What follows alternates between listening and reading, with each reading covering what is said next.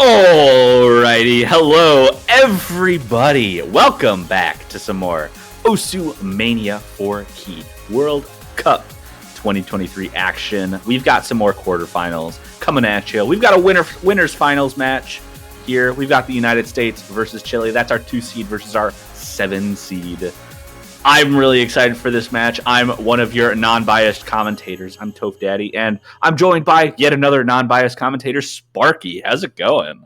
It is going absolutely fantastic. Excited to be here for what is arguably one of the marquee matchups of the weekend. Two absolute powerhouses in the 4-key scene. The United States going against Chile, looking to punch their ticket into that winners semifinals, continue what will hopefully be a quest onto finals and maybe even grand finals if the bracket pans out for either of these two squads.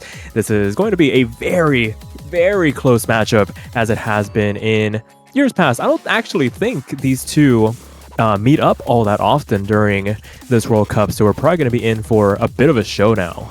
Yeah, I don't know if I've ever had Chile on the opposing end. Like, as someone who used to play for the United States squad, I don't know if I've ever faced Chile in the Oceania 4Q World Cup. It might have happened. Oh no, it did happen once. I do remember it happening once. It happened in semifinals of 2017. So that's an old matchup, but it doesn't happen too often. Chile's squad over the past couple of years not being quite up to snuff to keep their lives in the winners bracket too long. This year, Mucci joined by some incredible players helping him lock his ticket in for that quarterfinals. And it doesn't matter which team loses. I think whichever team loses is going to be a monster in the losers bracket. Yeah, absolutely. Gonna start infesting that losers bracket with a couple of sharks to wander their way through the water, and we're starting to get into the protects here. Looks like SV2 going to survive the banning phase, and Gypsophila gonna survive as well. I see a roll ban coming out from Nepogin, the captain of the United States squad here. I can't imagine them not banning SV1, but if there's I don't know I don't know why there's a roll there. Maybe just for show. Maybe just for intimidation. To throw them off the scent of what is probably going to be an SV1 ban. It has usually been the order of business for a lot of the countries so far, but it's actually going to be heavy. Whoa! There might be both SV maps open with a match in the United States. That's crazy. That hasn't happened in a very long time. I think 2019 is the last time I've seen a US match with double SV open. I remember one in 2021, but I have personal connections to this. Last year there was nothing, but Cosmo Station gets banned out. So honestly, that makes sense. Yeah. Cosmo Station has been banned out so many times this weekend, which I mentioned this in the last match I commentated, but that's insane. The jump stream map is getting banned all the time. I mean, just pushing the BPM. I feel like it's one of those where we're reaching a point where everybody knows how to act their way through some of these monstrous jump stream picks. And sometimes the length is also a bit of a contributing factor, but when everybody can kind of swing a 990, you're kind of playing with fire at that point. And yeah, and it's not only that, but I think the stamina is definitely tough to deal with how dense and difficult the patterns are in that map. I think Chile is just maybe doesn't have the accuracy players to hold on to 247 for that long with the difficult patterns, whereas the US guaranteed has those weapons. But Cyber Thunder Cider, the Protect, comes out from Chile. I'm excited to see how this goes. Yeah, for sure. We're going to see the more SV-oriented players make their appearance for this map in particular. I know the US actually adding a couple of folks that are no slouches when it comes to SV. I know the past couple of iterations of the World Cup, they've maybe let it go by the wayside a little bit just to focus on some of the other skill sets, but having Cafecito and Tristan Jacob on your roster for a map like this definitely kind of evens the playing field against the likes of Zan, Yawa, and Miyuchi. Yeah, I think there's there's been a bit of an interesting situation coming out with the SVs in the United States where, you have Cafecito and Tristan Jacob, and then you kind of just want to set that third player, have one person for each of the SV maps so they can full focus on that. And for SV2 here, we have Dev coming in. And then, like you said, Zanyawa and Muji coming in for Chile to try and take an early point away from the United States. Yeah, so it's going to be pretty hotly contested. 3 minutes of basically consistent SV gimmick. For those unaware of what's going to happen in this map, just follow along to the lyrics. All the notes are going to be snapped to that for a large portion of the chart. A couple of slow jams here and there just for good measure, but definitely do not want to hesitate or anticipate what is to come. And we're going to get into this first map of this best of 11 on Chile's first pick, Cyber Thunder Cider. Yeah, also a really fun gimmick with this map. Like you said, it does follow the vocals, so pay attention to those. But anytime there's a double, like you have the same jump twice in a row, there's a larger gap between that and the next note than there is everywhere else. So that's kind of the gimmick that we're looking at. So it's not terribly difficult to learn as long as you play it a few times, but it can be very tricky, especially with the changing number of notes between when you have those gaps like we're seeing here. Sometimes there's 3, sometimes there's 5, sometimes there's more, and it can be very difficult. But the US and Chile both having 3 full combos each. The accuracy is favoring the US right now, though, early on as they try to get to that 400 combo. Yeah, everybody hanging on to about that 99.7 range and up, except for the likes of Nyawa, 99.4. A little bit of a rough start to get this map underway, but still, there is a lot more to chew through as we get into this first chorus section, going to the second quarter of the chart, and the lead is only about 4,000 points in favor of the United States for the moment. That is easily catch-up territory for Chile, not out of it just yet. Yeah, absolutely. And you can actually see that Muja and Zan keeping up with the top 2 players on the United States. Cafecito a little bit ahead of Yuchi right now in terms of accuracy, and then Zan actually dropping a little bit of accuracy there, so dropping below Tristan Jacob. But it really is right now just that battle between Dev and Nyawa, where Nyawa is dropping down to that low 99%, but ERA Dev holding on very strong, keeping up almost with Tristan Jacob right now. Yeah, and here comes the first of the little bits of slow jam that are found throughout this chart. Everybody navigating it relatively well. All 6 FCs still left on the board as we get into that really quick teleport, not catching anybody off guard as we continue on. Again, just separated by the accuracies of the players in the lobby. About 8,000 points now. The US doubling their lead going to the back half of the chart, but it's still all to play for between these 2 squads.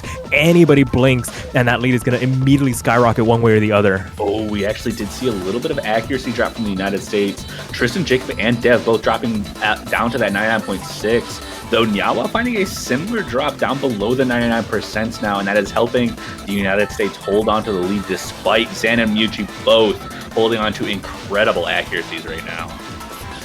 Yeah, for sure. But even as we make our way into the last quarter of the chart, the US still not out of the woods just yet. Gonna need to hold on as tight as they can through this next break section. The slow jam makes its appearance once again, able to be read through relatively easily, but you definitely want to make sure your mental fortitude is at an all-time high through this last little section of the chart. Yeah, absolutely. There's still plenty of opportunity. We still have 6 full combos on the board. Extremely impressive from all these players. We're just waiting for possible drops, but it's getting so close to the ending. It looks like the United States might just start on the best foot possible and take that first point off of Chile's Protect. Yeah, what a way to start this match off. A very convincing performance from the United States. Again, we were mentioning it before this map started. The US past couple of years not having the strongest of SV lives, but that is a very formidable team score despite the best efforts of Zan and Muji. Holding on to the 990s on their end, not going to be enough at the end of the day, and the first break point goes the way of the United States here. Indeed it does, and the United States will have an opportunity to pick what they want to. I can see, Chile already had that first Protect, chosen. The United States now winning that break point. Honestly, I've seen this kind of situation happen where, you just want to get that momentum going further in your favor. I could see Rice 1 coming out immediately here. The United States Protect coming out just to get that, comfortability, that momentum pushing as far as possible. If they feel comfortable enough on Rice 1 to protect it, I think that's a great way to kind of push yourself further in this match. Yeah, for sure. And the good thing about that chart as well is the fact that it's one of the more straightforward maps in that Rice pool. You don't really dive into the core jacks of Edison, or you don't dive into the tech of something like Bakamitai or Nisemono. So maybe if they want to keep the comfortable pace of the match, it's a good opportunity for them to double up on that opportunity given to them from that break point. That, or they can just throw a complete 180, go for something like LN1 or 2, or maybe even the hybrids that are still left on the table.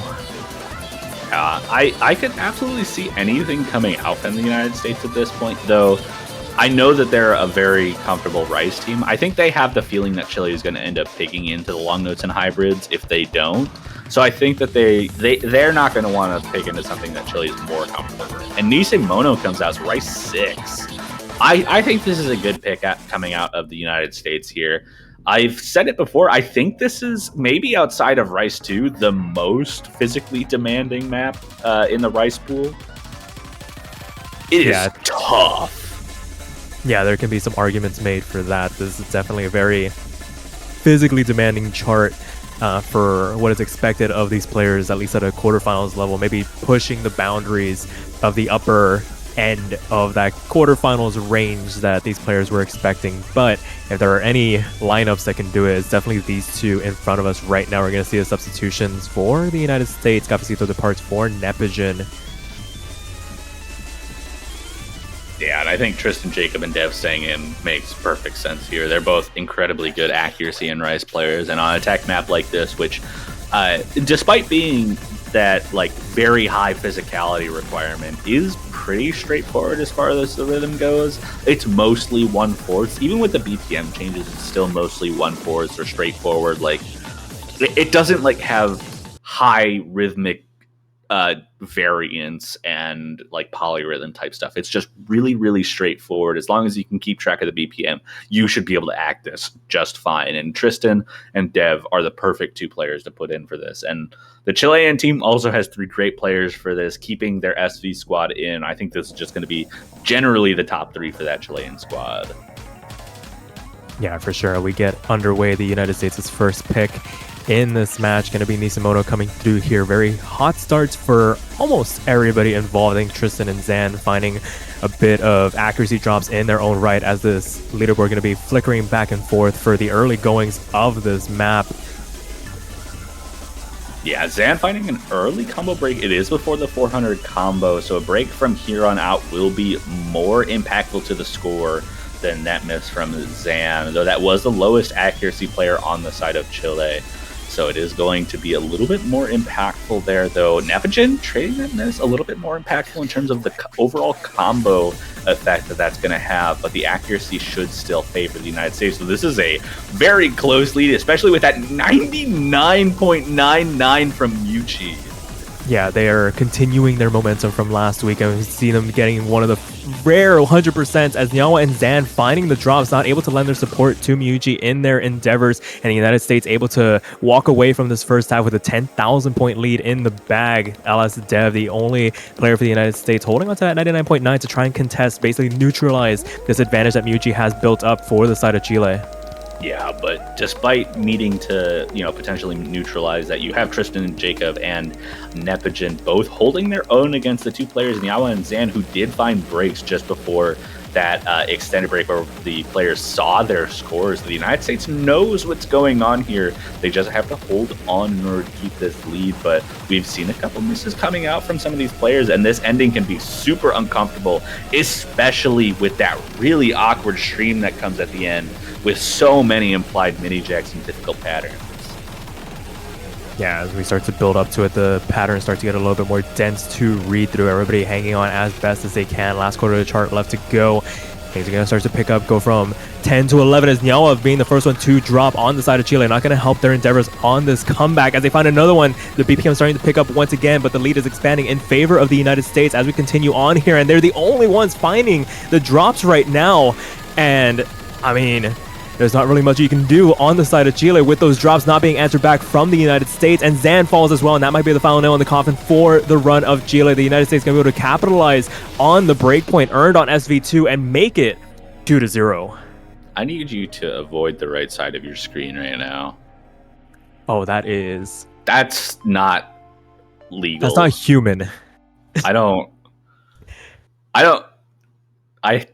No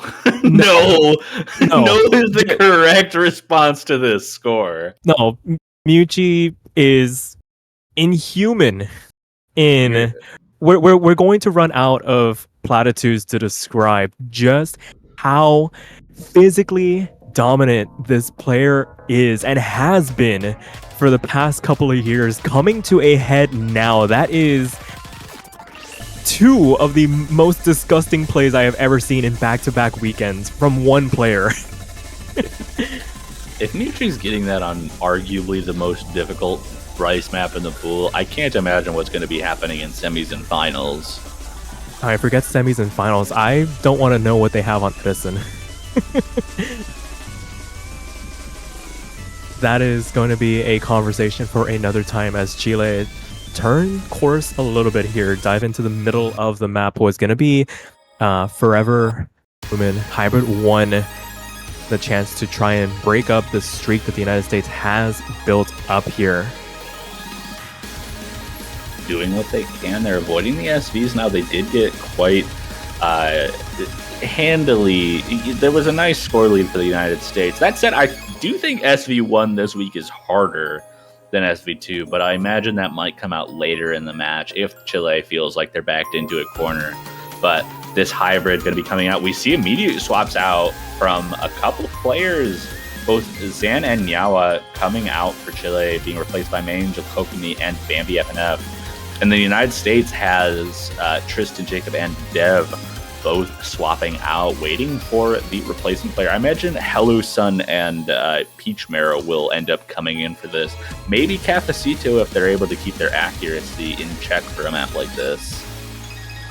Yeah, three good players to be able to swap in for the United States. I can definitely see Hello Sun jumping in. Whoever that third player is, it might just come down to who felt the most comfortable practicing this map during the week. But Chile just waiting for the US players to filter in.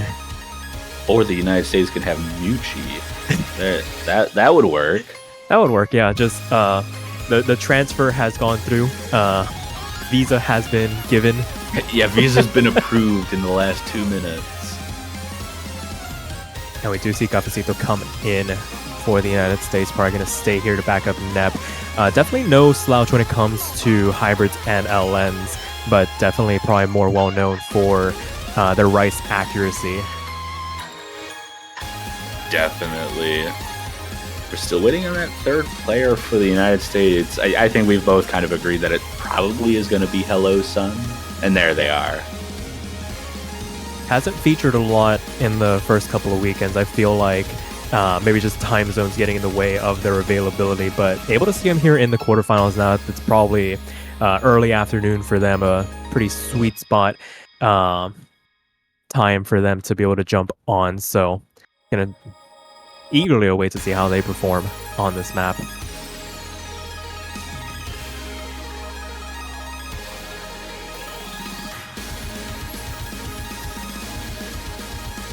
So now the players are ready after a tiny bit of a delay getting the players in. The warning being issued by our wonderful referee, wanting to make sure that there isn't any shenanigans afoot.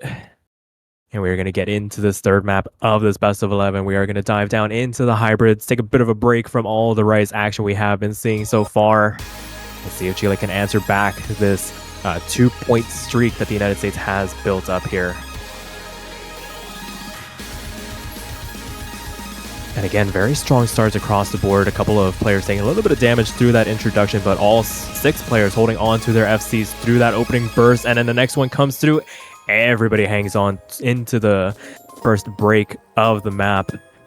interesting development here. We see Cafecito dropping a little bit of accuracy compared to everyone else in the lobby, and then Chile is able to hold on to a lead, but Mucci finds the first break of the lobby here in the United States. Is going to take a lead right away out of that.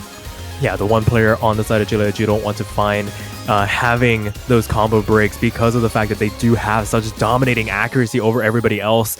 Now with that combo break gonna put a little bit of a damper on the score. The accuracy still able to match up against Nepogen for the moment, and Cafecito Hello Sun doing their best to mitigate the potential comeback potential from Bambi and My Angel Kokomi.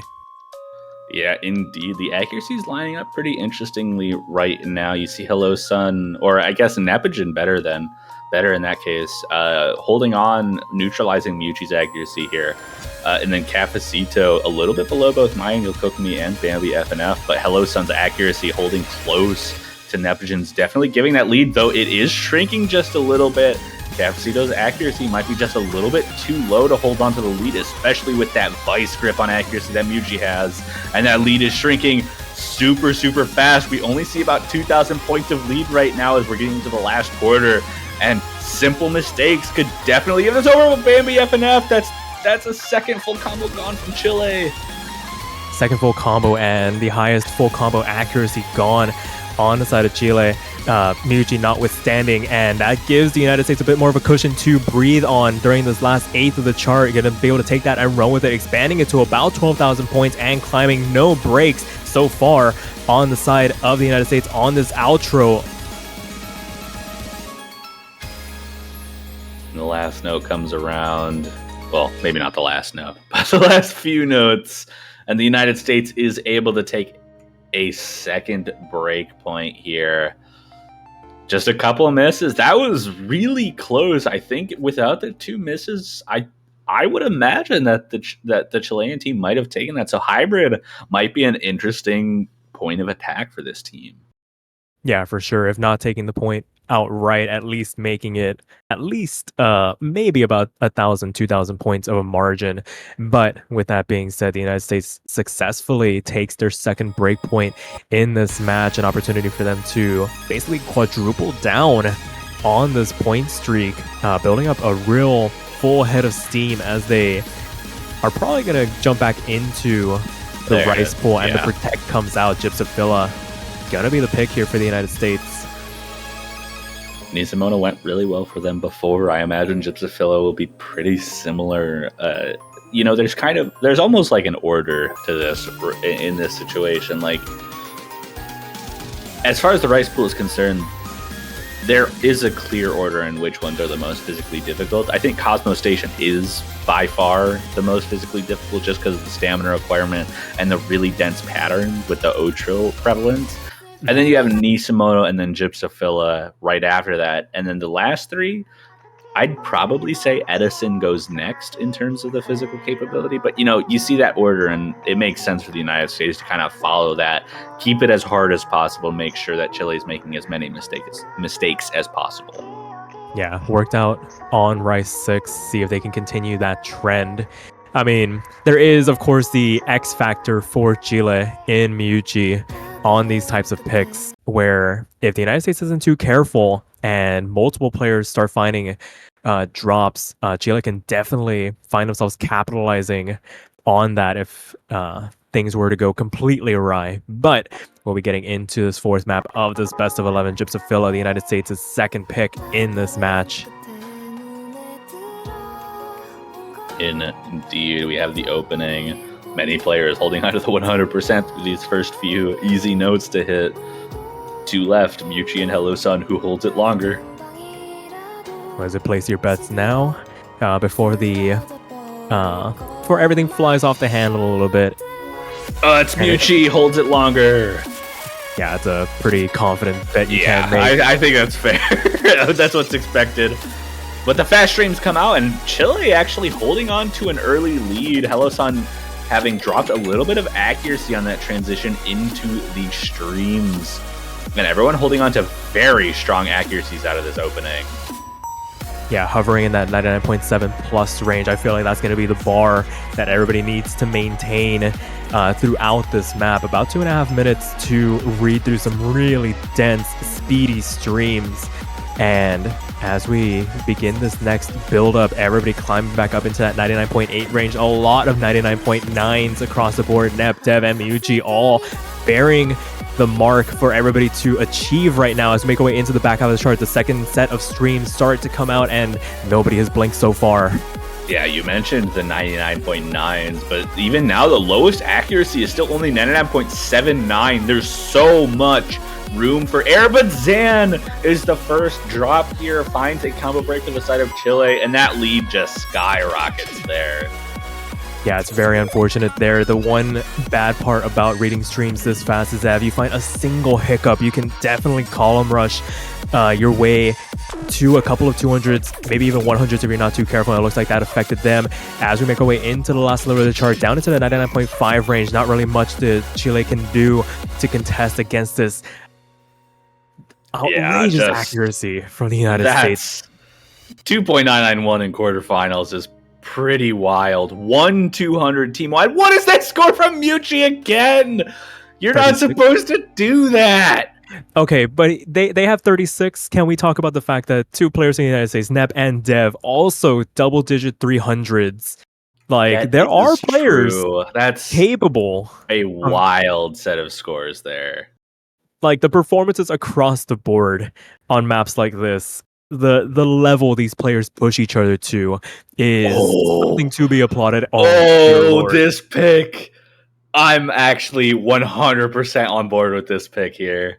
Okay, Toph, I have a question for you, and it is the most important question of the match. 3 is the answer to your question. Okay, I'll hold you to it. For those of you following along at home, you don't need to ask the question to the audience. They know what the question is. The answer is 3. We will see if that holds true. This is going to be the most hotly contested map in this match, or it could be a one-way blowout, one way or the other. So many things can go wrong on Corejack picks at this BPM, and it doesn't even have to be a string of bad judgments. It can just be a singular miss ruining your team score. Yeah, absolutely. I mean, the note count on this is high enough that one miss won't, like, destroy your score. Mm-hmm. But when you're talking about Corebacks in general, like, you expect everyone to FC a map like this. It doesn't matter that the BPM is 146. I think that's at a realm where, in the winner's bracket, you expect the teams to have a 3-man squad who can destroy these kinds of maps at this BPM. Absolutely. And I'd reckon to go as far as to say that you have to basically V1SS on command when the margins are this tight, when you have players of this caliber going up against each other. In this particular lobby, it'll be very interesting to see. It's going to be Nepogene, Cafecito, and Dev going up against Bambi, FNF, Seika, and Miyuji. 300. Well, there goes your prediction. No, that's only one. We'll see if it climbs back up to that 100% mark that Dev has right now. You're so good. And as I say that, we begin the first dense Corejack section for the players to get through. There are some breaks here and there during this chart, but the majority of the action is going to take place during these breakdowns, and we see a lot of 99.9s across the board. 99.8 might actually not be enough to withstand or to hold a lead on a map like this, and the margin is 700 points. It's so close. But this is exactly why I was saying that I love this pick out of Chile. Mm-hmm. I think having the physicality requirement, you can almost bank on one singular mistake giving you the point. And right now, it's absolutely within range for Chile to take this point if the United States finds even a single drop. Yeah, absolutely. And right now, I think you can cut this lead between both these teams into basically how fast Bancho can keep track of the 320s coming through here from all the players. You see the outlier Seika, 99.86 at the moment, the only person in the lobby below that 99.9 mark, and it is accounting for the majority, if not all, of the United States' lead right now. As we get into a bit of this burst section, a little bit of a trip up from all the usual core jacks, but we're going to dive right back into that action before too long here. Yeah, absolutely. And we're seeing some absolutely insane accuracies from everyone. Like you said, Seika being a little bit of the outlier, but that's a miss from Bambi FNF, and that gives the United States a little bit of cushion here, as all three of the players are above 99.9 without having any dropped combos. Yeah, and there's the other half of that double-edged sword that you were speaking of. That is a great pick for Chile if they can hold on to the FCs. If they are unable to, you're playing with fire, and another drop coming out from Bambi and FNF going into the last quarter of the chart, going to help expand this lead for the United States. There's not really a lot of tricks left up this map's sleeve. The most dense sections of the core jacks are now done, and it's really just a matter of seeing how tight these players can keep these 300 counts. Yeah. 3 players above 99.97, and another unfortunate miss there from Bambi FNF. Yeah, I think they realized. Yeah, maybe pressed tab and looked at the scores a little bit, but what's 12? 45-12. Oh my goodness. That I was off by four times. I did see someone in chat say 11, so they were pretty close. Congratulations, you are the winner of the prediction. It was Mint, as a matter of fact. A well-known person there. Unsurprising. And I mean, plotted, like, I think the kudos has to go to the United States being able to hold their nerve on a pick like that. 45 and I believe 28 respectively from Neb and Dev, with Cafecito able to hold on to the FC as well. And the United States on match point now, right off the rip, and they're going to try and close this out on Baka Mitai. Yeah, I mean, Break the Silence, I think, is pretty, bar none, the easiest map to get good accuracy on in the rice pool, and it makes sense for United States, like I said, to want to keep it a little bit on the more difficult side. Yeah, basically just keep the pedal on the accelerator for as long as humanly possible. And you're going to see some more substitutions. I don't want to say the last substitutions, because Chile can definitely claw this back. Not out of the woods just yet until you get that final point, which is sometimes the hardest point to obtain in a match situation. Yeah, it absolutely can be. You get to the point where you're on match point. It's 5-0 right now, and the United States is like, maybe calming down because they have such a lead. And I can absolutely see that maybe getting in their head and maybe making them too calm to the point where they might find some combo breaks or finding some issues or accuracy drops where they're just trying to make sure they combo. And if the Chilean team is able to take advantage of that and maybe full combo and get some good accuracies, this could actually absolutely go the other way. Right, and if Chile can start to build up a bit of a head of steam as well, there's still the hybrid and LN pool for them to dive into, should they feel that be the appropriate avenue to get back into this match real quickly, running out of rice picks. And this one going to be pretty tricky for the players to make it through, but with the level of performance we have seen so far, I expect everybody to make it through relatively unscathed. Yeah, I mean, I wouldn't be surprised to see some really good accuracies. It's going to take until those really fast and uncomfortable streams come up around the halfway mark. Like, there's some awkward patterns, but most of the streams up to this point are going to be pretty slow. Yeah, definitely in the realm of being able to sharpshoot your way through them, not really dropping all too many 300s or lower as we continue on. And I mean, we're seeing it right now, 3 99.9s on the side of the United States, and Yawa being the first one to lose their full combo on the side of Chile, going to help expand this lead for the United States. Zan and Muji doing everything in their power to try and keep this lead in check, but it can quickly spiral out of control if you're not too careful, and we're already in the back half of the chart. Yeah, and we're about to start seeing those really difficult patterns. If we're already seeing misses from Chile on the earlier patterns, and I can imagine that some of these streams might cause some issues for Nyawa there. Though the accuracy combo staying a little bit consistent, though.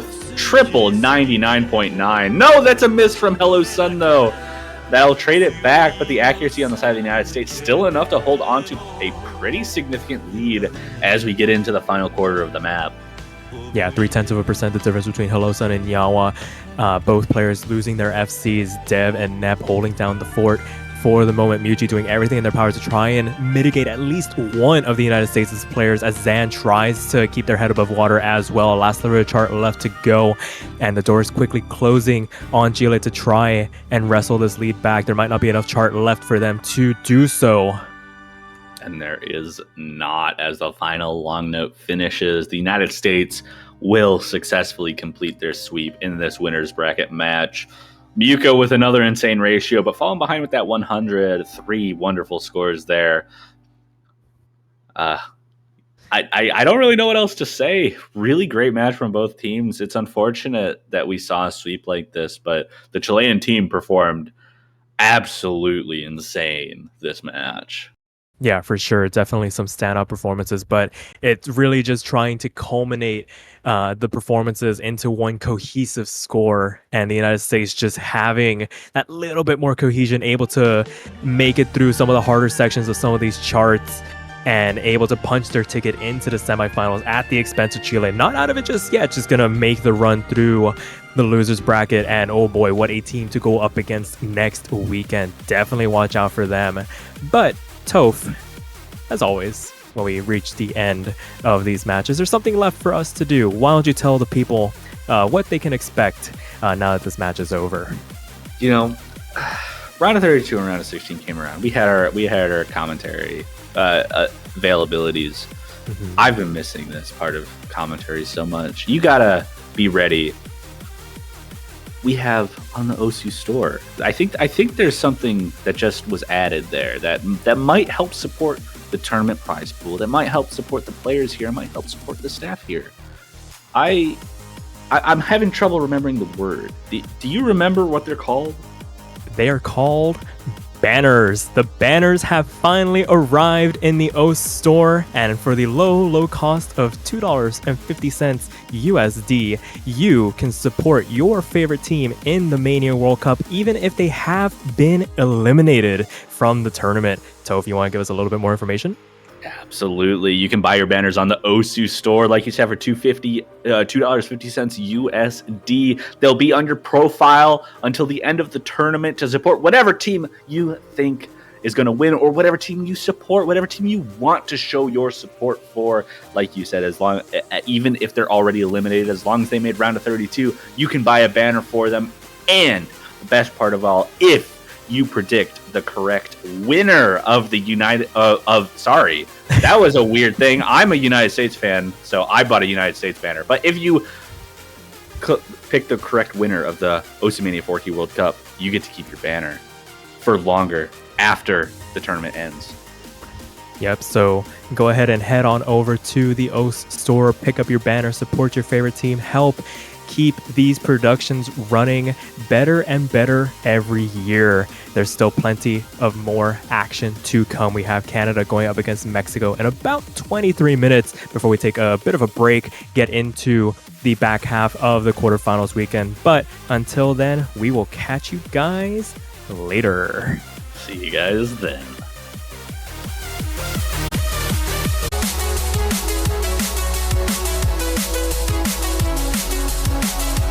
Hello everyone, and welcome back to the Osimania 4K World Cup 2023.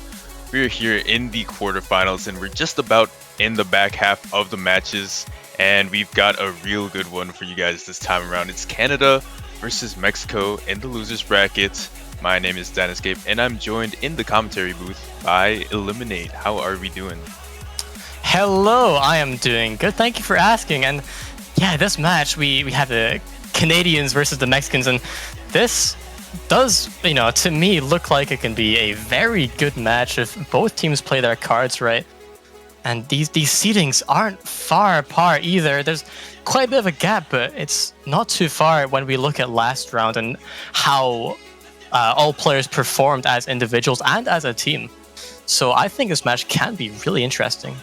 Yeah, the team seedings in the match are very close. Canada sitting at seed 11, Mexico seed 16. So pretty close, all things considered, especially this being a losers bracket match. I can see this maybe going to tiebreaker. Maybe we'll have our first one of the round. Yeah, and I'm not too sure what each team will play into, if I'm honest. This could really be like anyone's game. I think Mexico is quite confident with their race ability, but so is Canada, so I can't really go about saying much. So we'll just have to see how both teams feel their confidence are in each of the picks. Yeah, I think if I had to bet on something being picked, it would be Canada picking SV, but aside from that, everything else really does seem like a wild card. Yeah, and I just want to mention Mexico did get seed 6 out of 14 on Hybrid 3 last round. So definitely really high up there. And that's on the Hybrid, let alone. So, you know, I know Canada has gotten some good scores on LN and Race throughout the tournament. And a Hybrid as well, but Mexico, you know, from their last round's performance, we might see them going maybe into the Hybrids and LNs, and Canada playing into the Race. But you know, as I've said before, it really depends on how their confidence is. Yeah, it is quite hard to really tell, especially you know, LNs and Hybrids kind of blur the line. I think in Canada's loss to Indonesia last week, Amygdala was picked as the first pick of the match. I'm not sure who actually picked it, but the Canadian team did well enough in that. Piggy losing out the role for Team Canada, so Mexico is gonna get the first protect as well as the first pick of the match. Now, you know, like you said about SV, I wouldn't be surprised if we see, I mean, either team here protecting SV. I know SV's a hit or miss map when it comes to practicing. You can either play it or you can't, and also a lot of practice does come into play. So if either team has practiced either SV map a lot, then you know, that'll be a good one to protect. Yeah, and Mexico actually going for the Bloomin' protect that is Hybrid 1.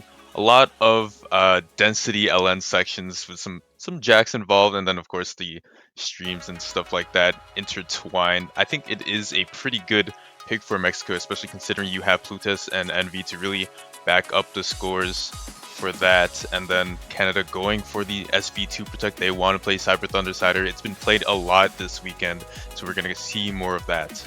Yeah, and this is what I'm saying. Like, you wouldn't be surprised to see either team protecting it, and this is exactly what we see. We see Canada choosing to protect SV2. Now, how does Mexico respond? I mean, after you see Canada protecting an SV, you might think, okay, well, they must be pretty confident and comfortable on these maps, so maybe they'll go for an SV1 ban potentially on the back of that.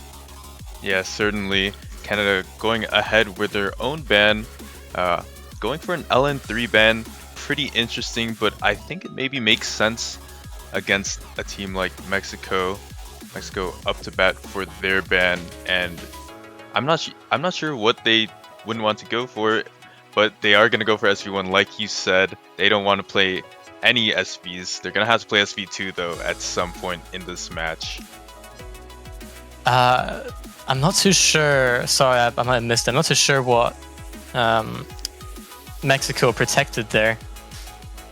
But you know, like I said, I wouldn't be surprised if they do play maybe into the Hybrids. Yeah, your intuition was correct. They did protect Hybrid 1. I think it was, again, a really good choice for them. So yeah, based on their results from last round, Hybrids might be the way to go for them. And, you know, they did get a relatively high seed on the Hybrids yet alone. So, you know, Canada choosing to ban LN will obviously back that point up. And maybe that also backs up the point of them playing more into the Race this round and Mexico sticking to their Hybrids and long notes. Yeah, for sure. And Mexico taking a bit of time with their first pick, but they are just going to go with their protect, get it out of the way, see if they can get that momentum going and get the first point of the match. And right into it, no time wasted, and Mexico just really want to take that first point and really claim their spot on the board immediately before Canada can even do anything. And, you know, Hybrid 1, if they manage to mess this point up, that would not look good for the rest of the match, but I'm sure they have confidence in this map. It is 2 minutes long, so really there is some room for error, and misses can happen from either team, and that can really sway the lead over. Yeah, I do like what you said earlier there. It's very important that Mexico converts this point because it'll probably do wonders for their confidence into going into something like Hybrid 2, Hybrid 3. I've seen Upload Your Mind being picked a lot this weekend. And then, of course, after the Hybrids are exhausted, they can always branch off into something like Heaven's Fall, maybe. afterwards. Yeah, and we're waiting for third player joining Canada. Seems like we'll get Piggy. So Piggy, Walmart, and Dale. Pretty strong roster going against Plutz, Dark. I'm just going to say Dark, and Nyarutoru. So this could, I mean, Mexico with their seeding on the last match, they should surely be somewhat confident with this pick, and, rightfully so. Definitely, and pretty interesting to see Piggy in for Canada on this pick. I know that last week when Canada had played the hybrids, they pretty much had Walmart, Dale, and May for anything hybrid or LN related, but maybe this is just comfortable enough for Piggy to play, or something like the difficulty increase means that Piggy's more well suited for it.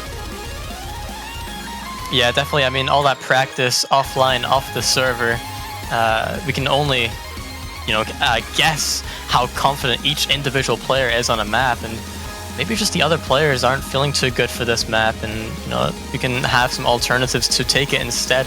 Issues such as mind block can happen from any player playing a map too much, or any chokeable pattern can really mess you up, and that's when you would need to switch out or just take the risk. Yeah, I think people trying to get Dark Chaser out of the lobby, because I believe Envy should be in for Mexico. I know usually that's who they place in with Plutus. As I was saying, those two are a demonic duo. They are very good at getting high accuracy scores and pretty consistent to boot. And we do see Envy coming in as Mexico's third player, so that's the MP Star command just launched out. So now we will be getting right into the map, and this intro can mean a lot in the later runs. So just a ratio, even on the little things and the things that aren't so important, can give you that edge later on in the map. Yeah, and miss minimization really is important on this map too. Just in the last match that we saw, US versus Chile, we saw quite a few members on each team miss on this map, and Dale actually starting it off with the first miss of the map and the match. Piggy actually going with it to Walmart, the only FC right now for Canada, but Plutus taking a miss, traded back by Dale.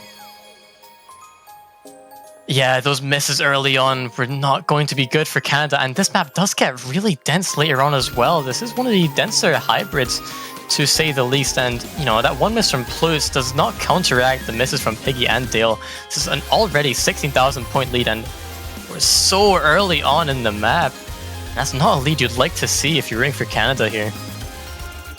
Yeah, I would say that Plutus's miss was quite dirty, but it doesn't help that Piggy and Dale both took misses, probably adding to the fact that Mexico has two very good FCs going on with Narutoru and Envy. Might be a problem later on in the back half of the map as density ramps up.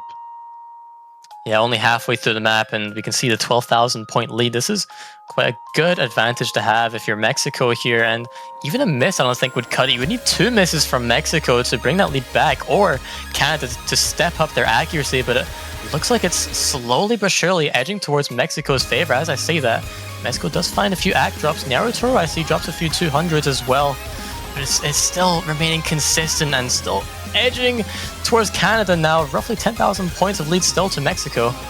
Yeah, those density patterns were biting away at Mexico's accuracy, and Envy actually finding another miss.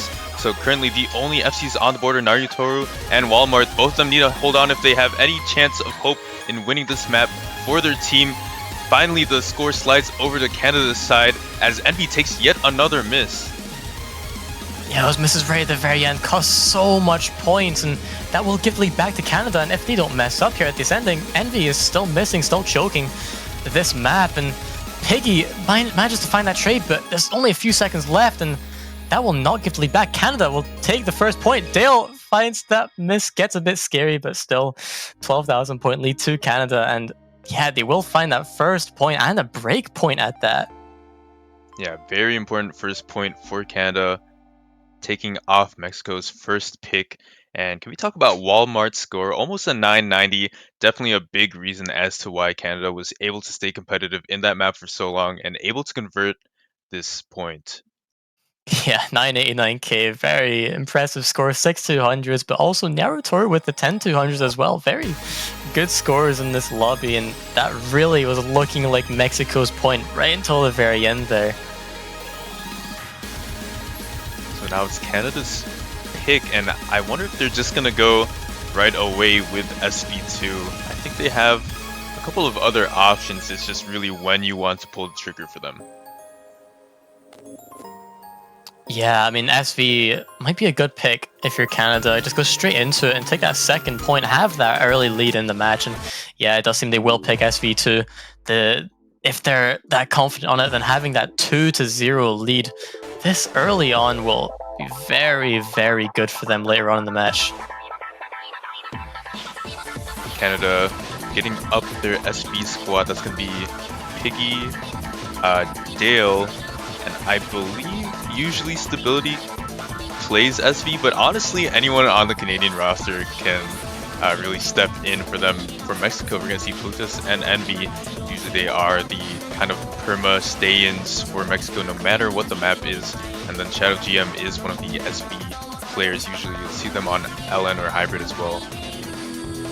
Very talented players in this lobby, as you said, you know, very, very good at SV, and just these rosters in general. If we're going to look at the overall aspect, we have so many good Rice players, so many good LN players, and these are just all throughout the entire tournament as well. And seeing these people in match is definitely a sight to see. And you know, if we scope in a little bit and just look at this match only, we still have these talented players playing this SV map, and you know, we don't know how much each team has practiced, and I know Mexico could potentially even be quite good on this, and they did ban SV once, so that makes me think otherwise, but SV is still anyone's game, and Canada, I don't think they have the right to be super confident on this, though I say that if they've put in a good bit of practice, and I mean a good bit of practice, then I guess they have the right to.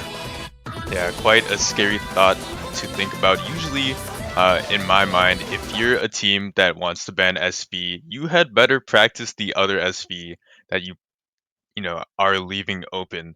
And thankfully, if you're in Canada's position, you'd have to practice both SVs because you don't know whether or not Mexico is going to ban one or the other, or even SV at all.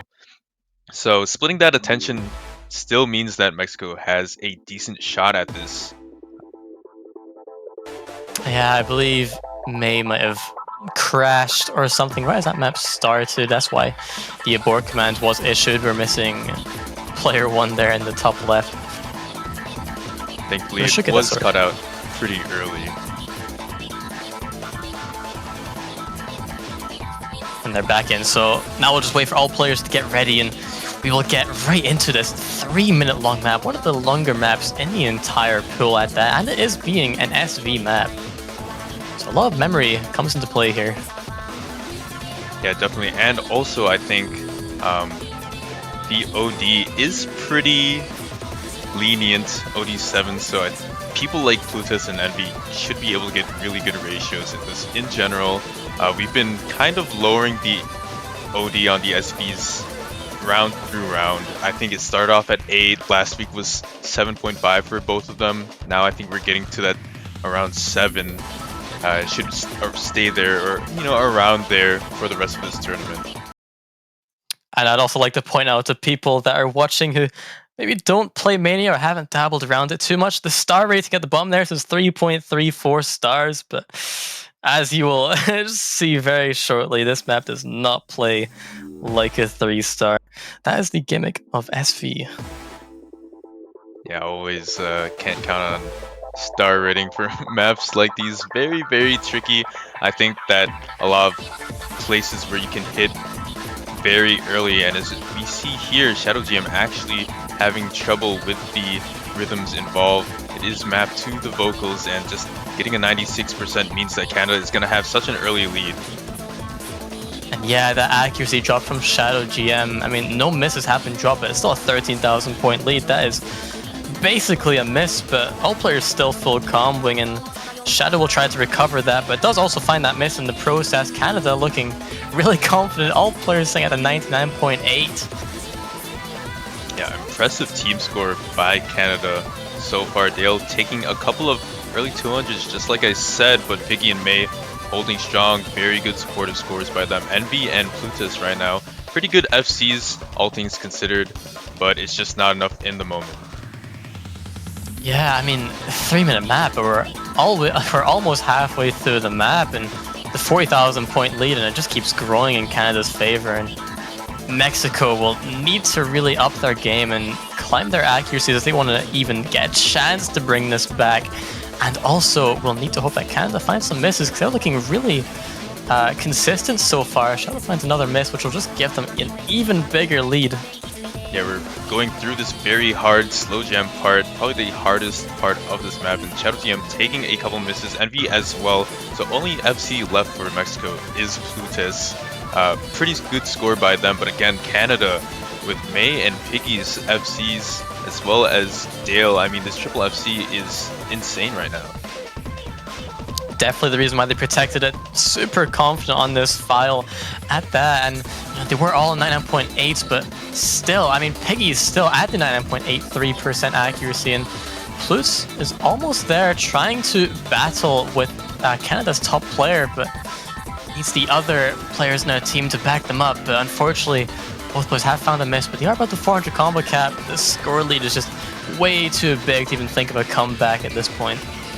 Yeah, if you're Mexico right now, honestly, what's on your mind if you're sitting on the sidelines is what do you pick next? Because this map really is over with. It's done and dusted. This lead is so large for Canada, already breaching through Dale's playfield at this moment. Though I presume Mexico are planning to pick into the hybrids, and Canada, the lead is still climbing. They're still just so consistent on this file. I think we're about to see a triple FC. Unless someone misses on these LNs. No one does. Yeah, triple FC for the Canadian side. Definitely the reason why they protected that file. Yeah, 990 average from the Canadian team. Mexico lagging behind just by a little bit, but Plutus putting up a very strong score in a 986. So not too bad on the SVs from Mexico, but obviously not enough. So the question remains, what does Mexico go for next? And with the hybrid pick exhausted in Bloomin', do you go into Upload Your Mind next? Also want to talk about Piggy's 2 200s and May's 3 200s. Very low 200 count, and on such a long map where the SV is just consistent.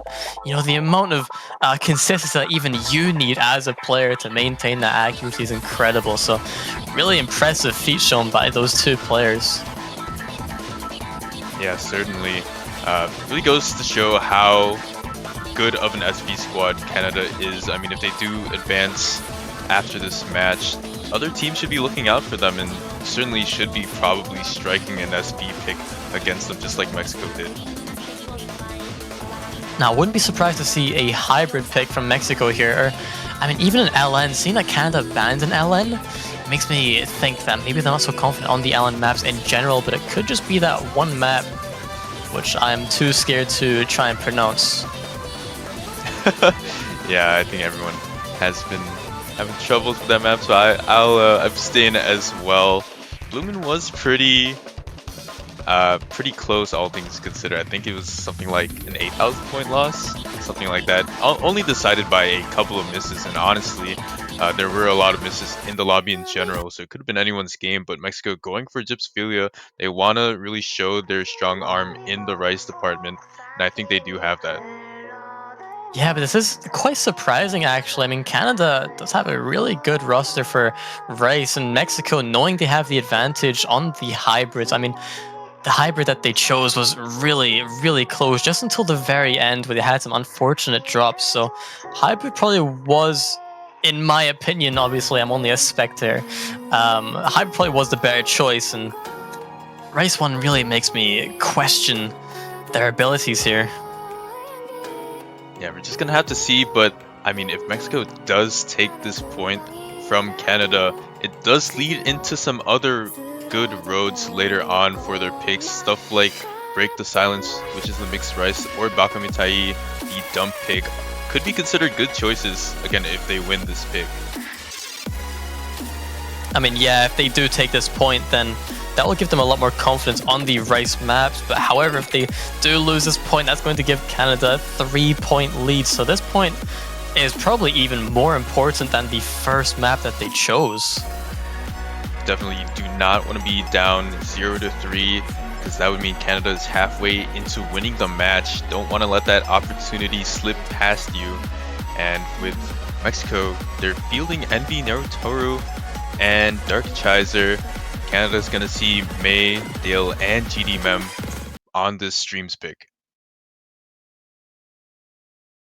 I'm really eager to see how both teams perform here, and Mexico picking into this still surprised, but I also want to talk about this map is not very long whatsoever, and consistency is key when we look at files like this one.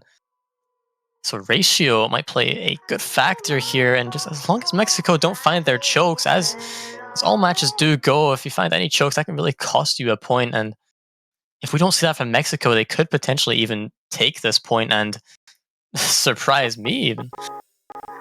Yeah, it's quite scary because now that we're getting into the point where these maps are getting pretty tricky for a lot of these mid seeds, do you really play for combo or do you play for AC if you're Team Mexico? It's hard to say, and with this being the first Rice pick, it is quite unknown so far. We're gonna have to see after this first stream section how they fare in terms of accuracy against Canada. Yeah, they're barely into the map, and you know, that very slow intro, I think Mexico did go in with that very small point advantage, and that was already 1,000 to Canada, but still too early to call anything, and it's just consistent Canada barely ahead with all their really good accuracies. Mexico also not even far behind. As long as all players full combo through this section, this will be a really close match, and a miss can decide everything here, even a huge drop. Yeah, currently I think the first and second place people on their respective teams are quite even. Dark Chiser and Narutoru both at around a 99.8, and GD Mem May slightly above that. It really lies in the difference between the third player, which is right now Envy under a 99.7. Dale actually up there with his teammates. Yeah, and this is what you'd expect from Canada. Okay, I said that GDM does find that drop. Envy trades it back. I was going to say that will give the lead back to Mexico, but Envy with that trade will keep the score at a consistent 5,000 point lead to Canada. That might have been their one shot to take this point, but there's still a quarter of the map left to go. It's still around 30 seconds left. Envy finds another miss. That's going to give more of a lead over to Canada, and as long as Canada don't find any more drops, they will definitely take this point, and there's really not long left of the map. Yeah, GD Mem takes 2 breaks, pretty close in between, but it's a start if Mexico wants to take it. Time is ticking now, and Dale and May are holding on very well, currently beating out both Dark Chiser and Narutoru. And as this map gets to its final point, final couple of notes, Canada seals the deal with a 3,000 point win over Mexico. It was very, very close, very scary. Could have been anyone's map. Oh my god, the 200 count on all of these players. 4 players getting 1-200. These are some crazy scores. It just goes to show how consistent some of these people are, and you know, just unfortunate chokes as they do happen. And as I said, they can cost you points. And this was Mexico's pick, and now giving the 3-point advantage to Canada. And it's Canada's choice to pick the next map. Very scary thinking about what Canada could really lead into. They won hybrid by, again, about 12,000 points. They won this pick by just a sliver, so I think they might be more suited to picking a hybrid. Just as a reminder, they did ban LN3, so I'm not sure if they ever want to touch that later on in the match. And also, every single map that has been played so far from Mexico's pick has been they were winning both of those points right until the very end in both of those maps. So, you know, you need to look back at that and think this match is so much closer than it appears. And honestly, Mexico do have that opportunity to take some points back. I wouldn't doubt it. Yeah, and Canada testing Mexico's accuracy in general, testing to see if their physical ceiling has been reached at this point. Going with Edison, very, very fast core jacks, and it's gonna be interesting to see because honestly, I see this as one of the more riskier picks in the Rice pool. Yeah, riskier at that. Any miss on a core jack map, especially core jack being a very ratio specific skill set, so one miss can cost a lot of points on these types of patterns, and ratio will play a very important role. If we see a 6-way FC, then it will basically just be the ratio that's the defining factor on who wins the point. Yeah, I think that Mexico can definitely pull it off. As I said, it's a risky pick because I think that Mexico is really good at core jack, and they showed that last week against their opponent. I think it was Colombia or Venezuela, I'm not sure which one, but I think that the magic is there for them. I think that they can get this break point. It just, they need to be locked in.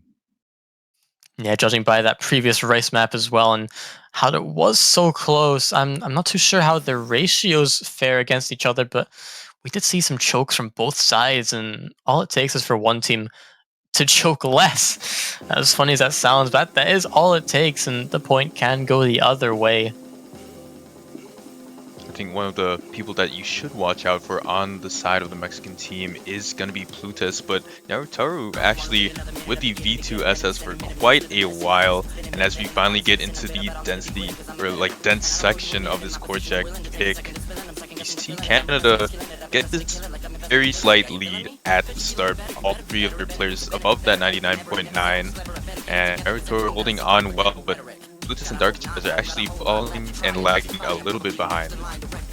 Yeah, they've lowered their act just a little bit, but we're not like far than that boss. We're only 30,000 point lead at the quarter mark, and even like a few 200s in the Canada style can keep the lead back over. But GDMM and Piggy are looking very strong with their 9.9s, and Dale not far behind, sitting at the 9.8. Plutus and Darkish as they are trying to work their way back up. Naruto is still sitting at a 9.9 as well, really trying to fight for this point. Yeah, again, it's kind of that unfortunate situation where you're getting out third man, right? Naruto is doing their best match with Piggy, but is doing their best match with Dale, and Dale actually finds a break, so this actually might start to look something of a comeback for Mexico. I mean, it's a 4,000 point difference, but it might be just enough.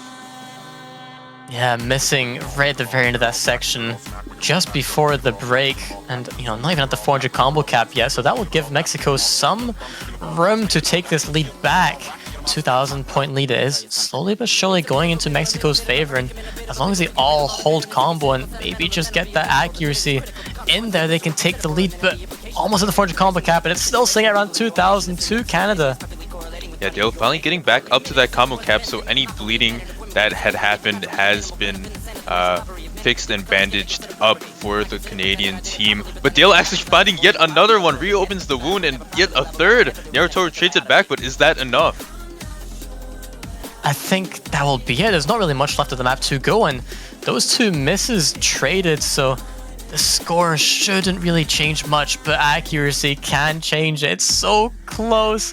All players need to hit these Marvelous if they want to take the point for Mexico. Anything can happen on this last section. Yeah, it was swinging back and forth, but I think Mexico just has it by about, 1,000 points. It was very, very close. GDMM and Piggy had some amazing V1 SSs. None on the side of Mexico, but really just unfortunate drops by Dale. A couple of bad judgments to boot. It could have been anyone's game, but Mexico was the more solid team.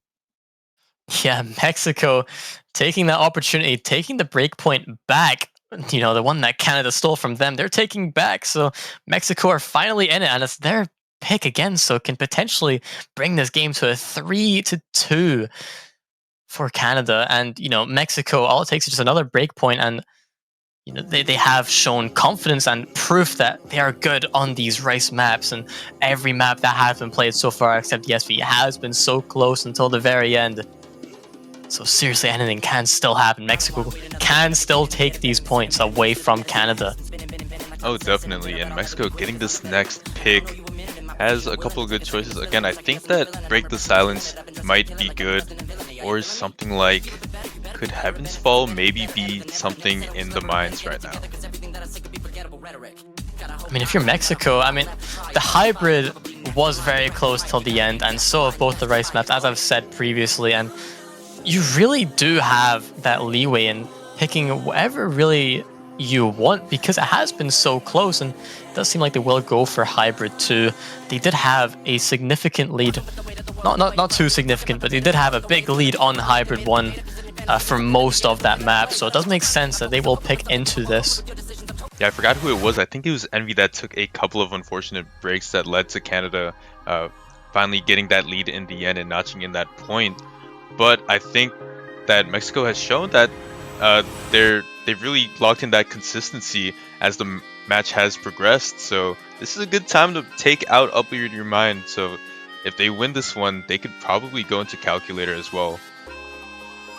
This is definitely not a surprising pick for Mexico. This is probably one of their best options, I would say. Map isn't too long, and as long as we don't see any chokes that we've seen previously from Mexico, I'm quite confident that they can take this point and get back in the game and tighten up the score gap here. One thing to watch out for, I think, for both of these teams is just the innate ratio that all 6 of these players have. I think in general, Canada fares a bit better. Usually, I think Walmart had the top score and top accuracy in the first hybrid pick, so that's definitely one player to watch out for, and will be a big reason as to why Canada can either make a comeback or stay competitive despite any misses. Very, very good point there that can apply to almost any match in this tournament, and it really does come down to the ratio sometimes and the accuracy, and the ratio practice that you have outside of the server can really, I mean, not can, it will really help your team score. Even with a few act drops, your ratio can carry you along the way and really cancel the accuracy drops in that. And all players have started, and I guess we'll just see how players do in the early start of the map. Canada fielding their number squad. I like to call them that because it's the 3 players on the Canadian team that have numbers after their name. Mexico with Darkchaser, Envy, and Narutoru. Pretty good picks by all of them. I wonder where Plutus might be. Maybe not so confident when it comes to LN. Barely through the map. You have the early 2 Canada here having the accuracy and possibly even ratio advantage, though barely through the map, and it does get much more depth. Envy finds that early drop, giving the early lead over to Canada. That's not what you'd like to see, but it will hopefully not be the deciding factor in this point. Canada still has room for error here. We're still building up for the hard part. Ooh, and as we get into that last little transition, Darkchaser and Narutoru both taking a miss, probably on the same note. Walmart following behind just a little bit. Darkchaser and Envy actually taking a couple breaks. So now no more FCs on the side of Mexico, and they seem to be struggling on this. It's kind of a sink or swim moment, and unfortunately they did sink. Canada swimming along just fine with 2 FCs on the side of May and Dale. Walmart did find that miss earlier, but that was traded by the Mexican side, and this is such a large lead for Canada right now, but it is slowly going in Mexico's favor. Walmart did find another miss there. That will be the reason why, but this lead is still so large, and 3/4 way through the map, Envy finds another miss. Does not seem like they can bring this back unless Canada has some really big drops, but Dale and May looking super comfortable so far. We need to see a miracle for Mexico to take this point from here. Yeah, Narutoru is actually putting up a real good show right now, 99.55. That matches 2 of the Canadian players, but unfortunately Envy taking so many breaks when it came to those LN bursty sections. Unfortunately will spell the end of this map, and Canada is poised to take this 4th point. And yet that is another break point secured for Canada, now being a 4-1 lead, and that is quite the advantage for Canada, and it is their pick, can potentially bring this to a 5-1, and you know, that's not what you'd like to see if you're Mexico here. You know, that's 1 point away from taking the match from right under your nose. Definitely. And I said this might be a close match, but this map in particular was probably the biggest lead that Canada has gotten besides the SV pick. So Canada is looking really good right now. Yeah, and that was on the hybrid. You know, that was one of the maps that we expected Mexico to perform on, but we did see drops from every player on the Mexico side of things. That was really surprising, and you know, Canada might abuse that and maybe even pick hybrid 3 after that performance that they just witnessed. Or could even play into the LNs, which is not seen yet, so they did ban LN, so I guess we'll just have to see. I do like what you were saying with Hybrid 3. I think that it has just up 200 bait. It's very, very blammy, and again, Canada should be playing to their strengths, and one of those strengths is just being able to out accuracy Mexico in general. So Hybrid 3 might be a good choice for them right now. So this is a very big decision, because if you do lose this point as Canada, you're giving Mexico the entryway per se to get back into the match. And this 1 point can really win you the game if you're Canada. You'll have such a big lead, and they do go for back to me tie race 5.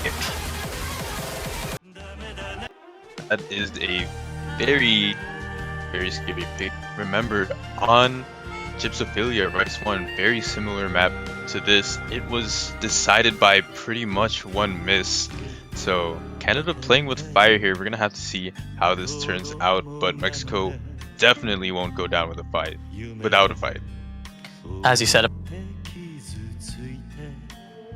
about that one miss, that can really be the difference maker here in this match. If we see a very similar performance, and you know, it was very close, and even on Rice 3, I know that's Cord Jack, but still, Rice, we can see the physical capabilities from these players, and it has been so close throughout. So yeah, very risky pick from Canada here, but it could just be confident.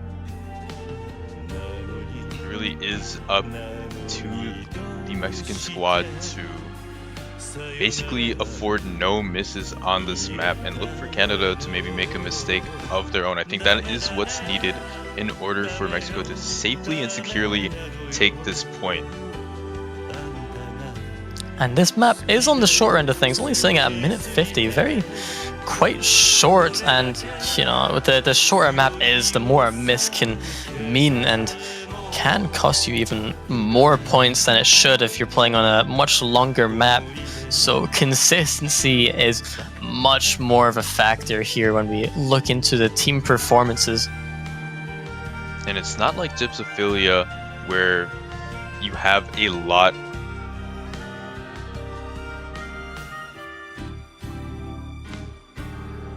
very tricky map, and you know, with these rosters playing at this level can be very scary.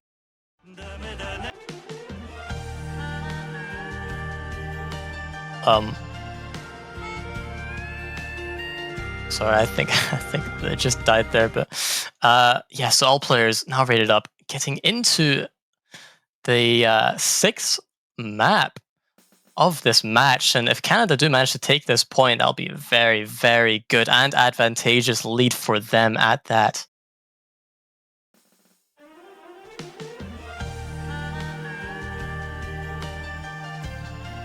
And all players off to a very steady start, very close, only a couple hundred points of difference. It's going back and forward. There's really not much to say at this point in time. All are very comfortable, and we did find that very small drop, but nothing too significant to say the least.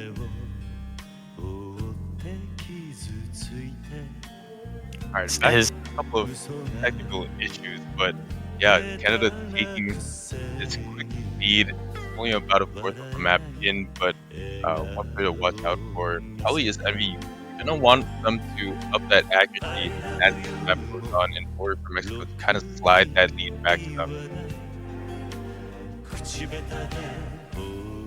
Oh, Envy does find that drop there. That will give quite the lead to Canada, and this is probably what Canada's hoping for. GDM does find that trade, can go back to Mexico here, as long as they all remain consistent. Envy is almost at that 400 combo cap, and we're building for the main part of this song.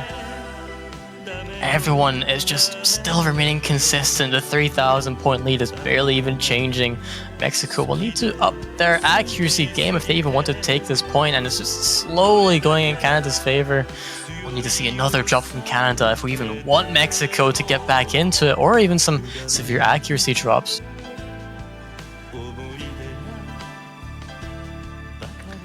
Yeah, GDM did recover very well from that miss, and Envy does find yet another miss. 13,000 point lead now. This looks like to be the nail in the coffin. Envy still finding more misses, choking on a very chokeable map, and you know, we do see 4 full combos in this lobby, and those misses towards the end will cost Mexico that point, and only 22,000 point lead, though Canada, I do believe, had very strong accuracies.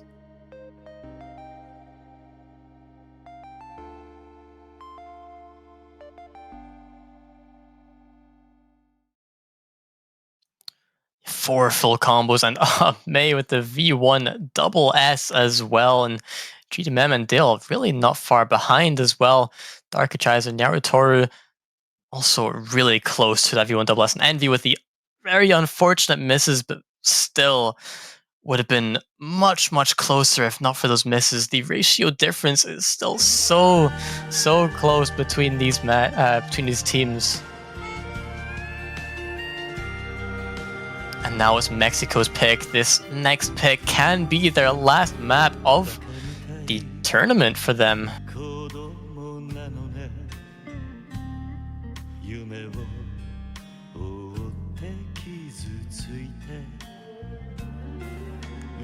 And honestly, this is such an important pick. I don't know what they might pick into, but Rice has been so close to this entire match that I really don't know if that would be their strongest suit here to pick. And you know, after that performance on Hybrid 2, we could see something dangerous if they go into the Hybrid 3 instead. And we've not even seen an LN this entire match, and Canada does choose to ban that. Mexico not wanting to potentially even abuse that. We have no idea what Canada's capabilities are on the LN.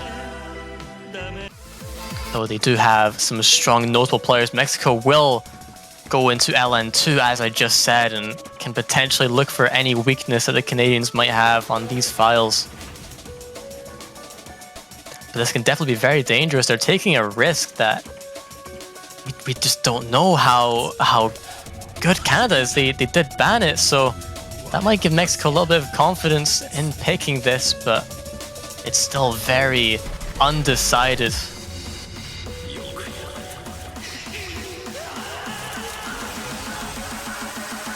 And as I said, this could be the last pick that we see from Mexico, so this will need to be a very important one to take, and they will need to take 4 in a row if they want to even get to a tiebreaker at that.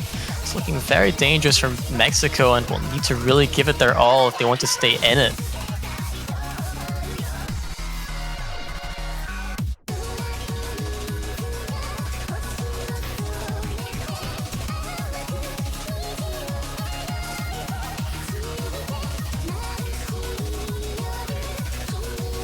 And that's the MP start command right there. All players are ready, and it depends on this intro and how well these players can fare on such an LN map, and accuracy can be the deciding factor here, though we have seen chokes throughout the entire match so far, so as long as one team doesn't choke, Mexico will really need to try their best and hold on to that combo for as long as they can if they even want a good chance of taking this point.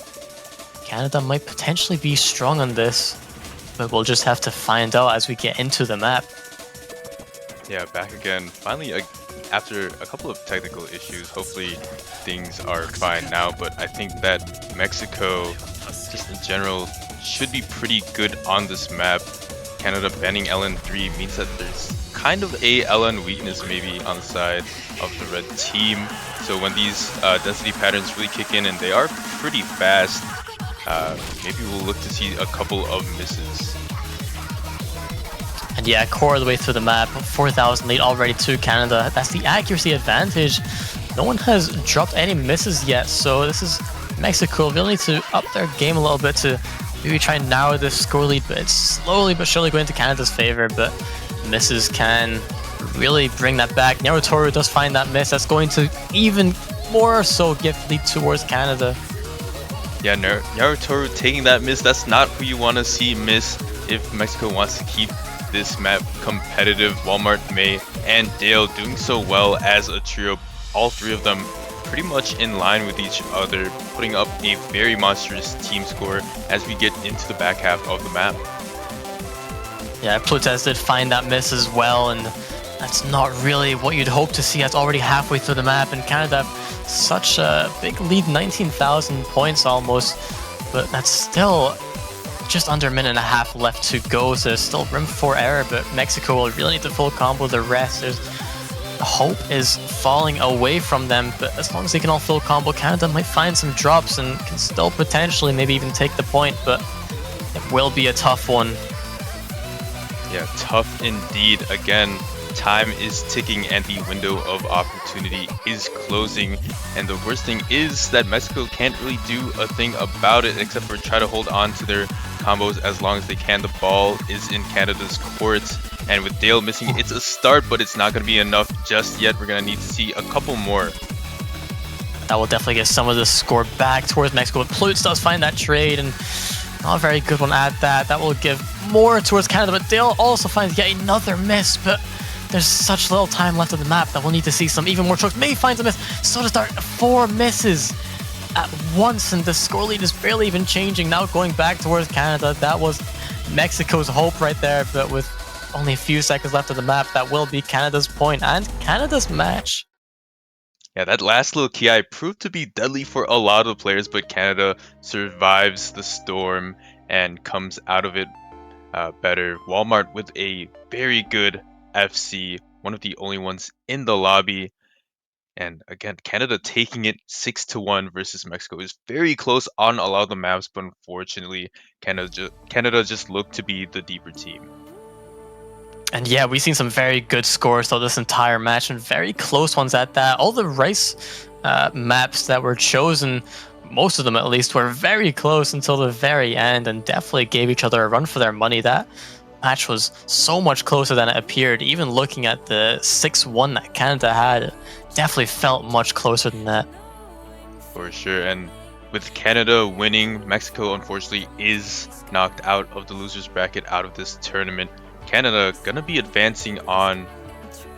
They're gonna actually face Singapore in a couple of hours. That's gonna be the next match. I think that's gonna be in about 5 hours from now. But that is gonna do it for us.